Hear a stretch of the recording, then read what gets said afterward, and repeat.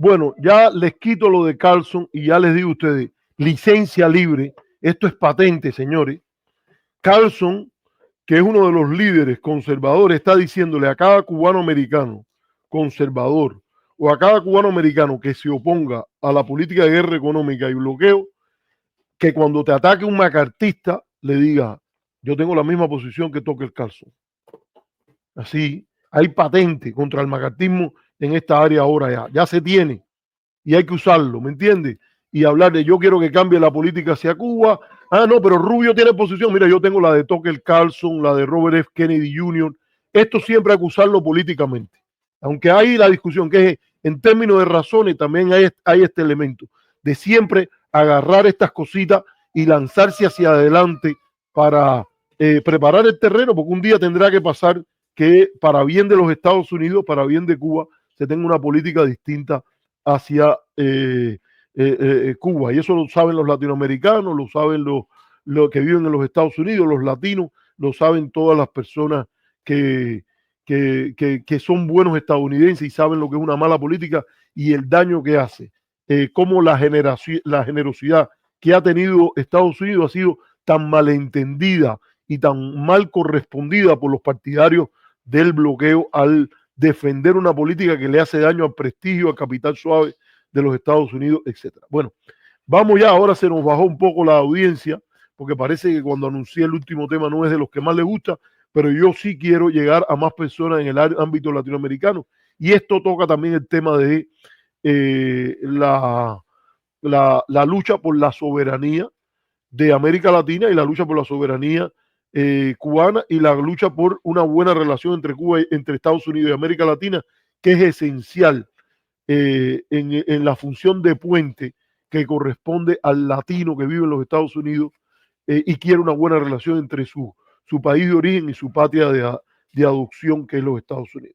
Sí, yo creo que, miren, la administración Trump, y yo creo muy llevada por la manera que entiende América Latina, el canciller Rubio ha estado experimentando una serie de conflictos en los cuales los aranceles comerciales están siendo usados para castigar a países de América Latina de una manera impensable en el mundo, digamos, post en los tratados del Canal de Panamá, post la iniciativa para el libre comercio en las Américas, post la realidad de que hay un pluralismo ideológico en la región muy grande.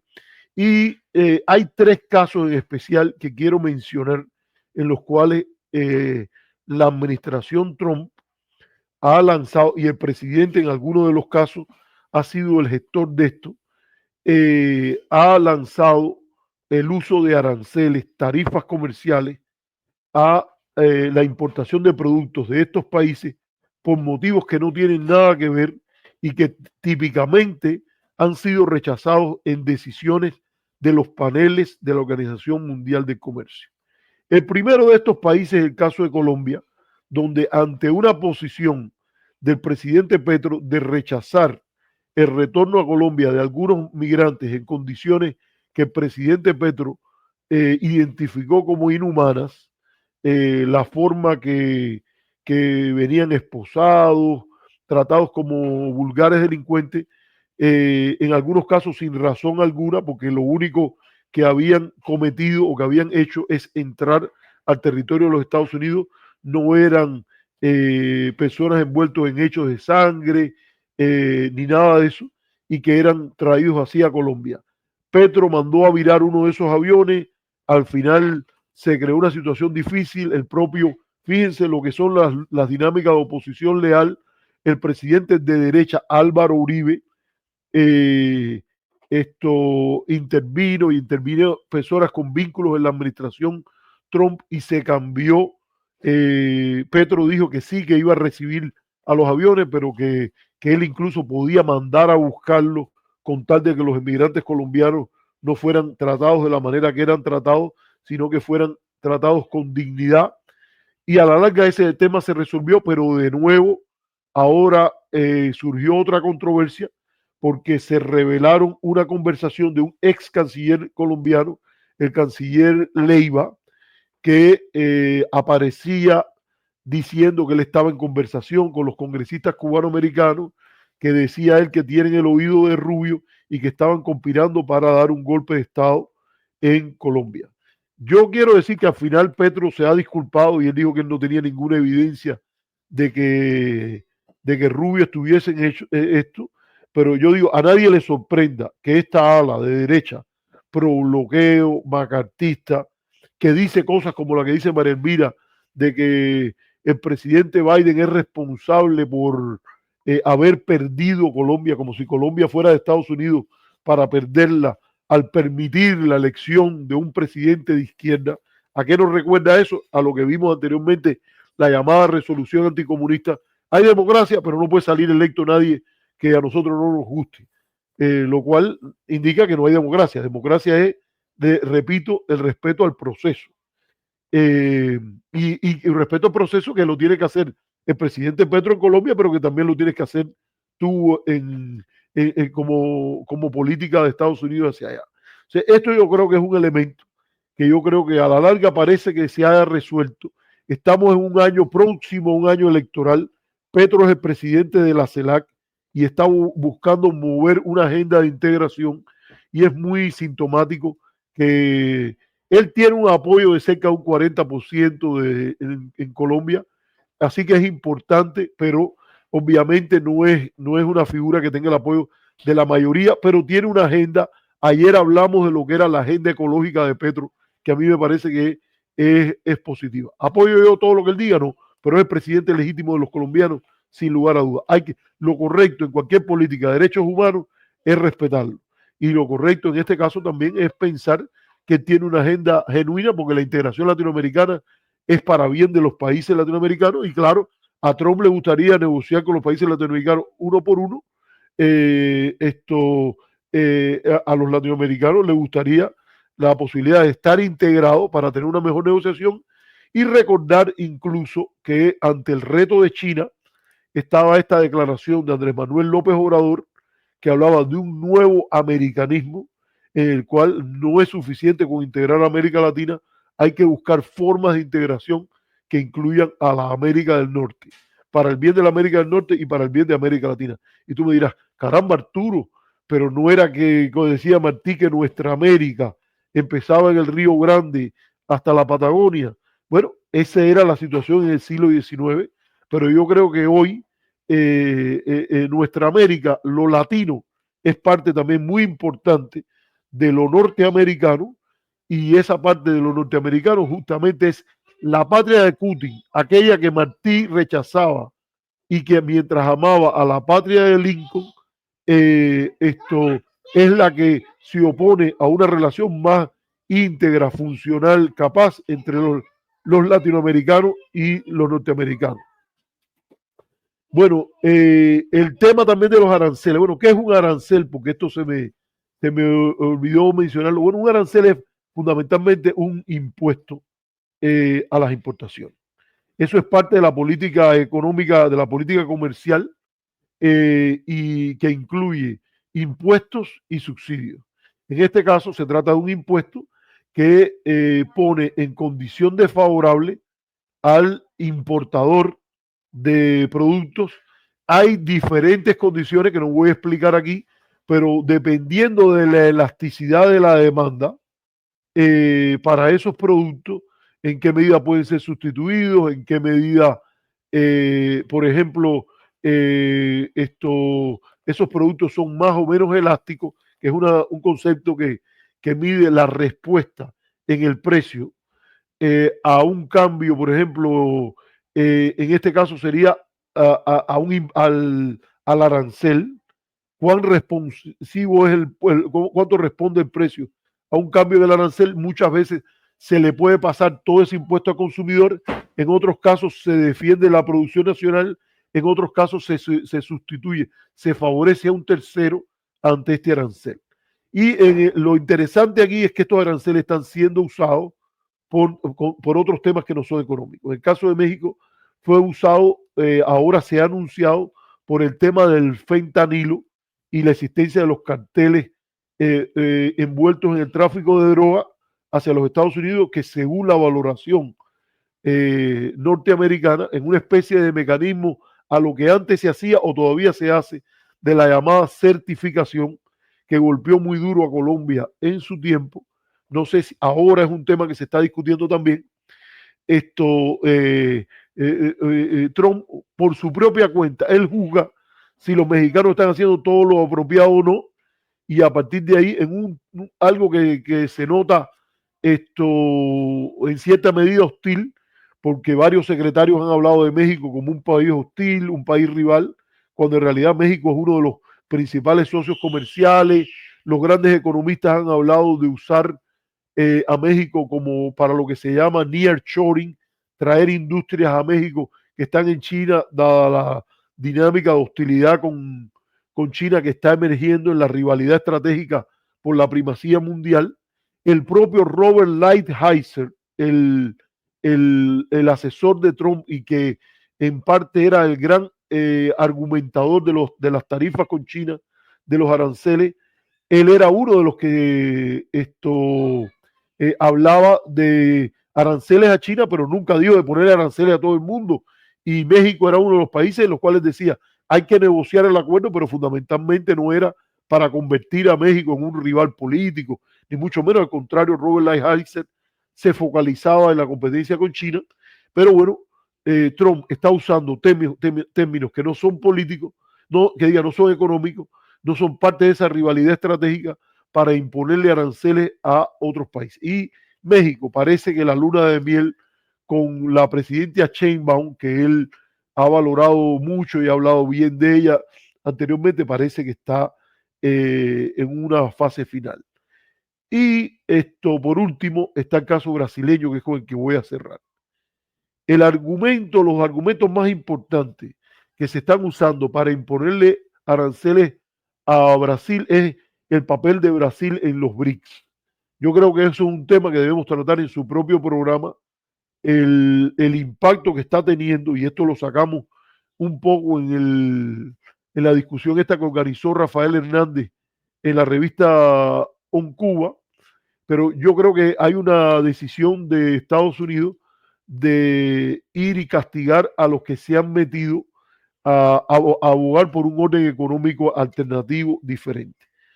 Toca esto lo de Cuba de nuevo. Hay un gran libro de Agata de Mareis, si puede, Mendive lo encuentra. Ahora no recuerdo el título, pero que es algo así como Backfire. Si puede, lo busca. Y Agata de Mareis dice que uno de los que más daño le está haciendo a la preeminencia del dólar es la existencia de varios regímenes de sanciones financieras contra múltiples países que no son de un carácter esencial, sino son regalitos a los lobbies. El de Cuba es uno de los que ella menciona, pero también toca, por ejemplo, lo de Irán, Burma y otros países en los cuales se castiga el uso del dólar, y entonces de esa manera se castiga el uso, por ejemplo, del sistema SWIFT, o se hace difícil el uso del sistema SWIFT, y por tanto se le estimula a esos países a buscar mecanismos alternativos. Como resultado de eso, ¿quién termina perdiendo?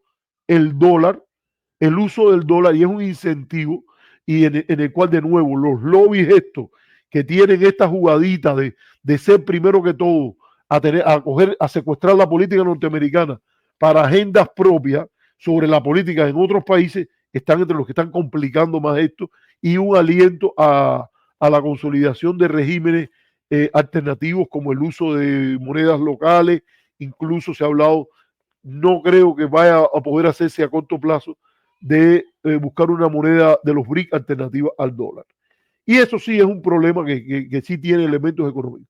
Pero lo peor es que ahora Trump, por otro de estos lobbies, el brasileño de derecha, después que se produjo un ataque contra las instituciones de gobierno en Brasil, y que ha llevado a un juicio contra el expresidente Jair Mesías Bolsonaro, Trump ha dicho que daba hasta el 1 de agosto para que Brasil abandone el juicio a Jair Mesías Bolsonaro, alguien que a él le parece muy bien, y él dice que él lo recuerda porque él mismo fue objeto de una cacería de brujas como la cacería de brujas que hay en Brasil contra Bolsonaro. Primero, yo creo que independientemente de lo que tú creas de lo que pasó en Estados Unidos con el 20 de enero, con los juicios contra Trump, etcétera, yo creo que no es, como es función del presidente de los Estados Unidos andar jugando a favorito y a decirle a un país que tiene separación de poderes, porque el que analiza el sistema político brasileño sabe que hay separación de poderes, el que está juzgando, el juez, que no me acuerdo el nombre, que está jugando a Bolsonaro, no es del partido de Lula, ha sido un opositor a Lula en varias ocasiones, y entonces lo que le han montado es que ahora Trump, como una especie de emperador, ha dicho, no me gusta que juzguen a fulano por incluso antes que la decisión sea tomada, porque él está siendo víctima de la misma cacería de brujas que fui víctima yo, e interviniendo de una manera verdaderamente fuera de lugar en los asuntos internos de Brasil. La respuesta de Lula ha sido que él va a reaccionar con reciprocidad, que cada arancel que le ponga a Trump a Brasil tendrá una respuesta en un arancel brasileño. ¿Esto a dónde va? Bueno, sabemos a dónde va. Rubio, en su función de canciller, debió haber hablado con toda la candidez. Él no es primero que todo un latinoamericano de derecha. Él está allí después de haber jurado lealtad a la Constitución norteamericana.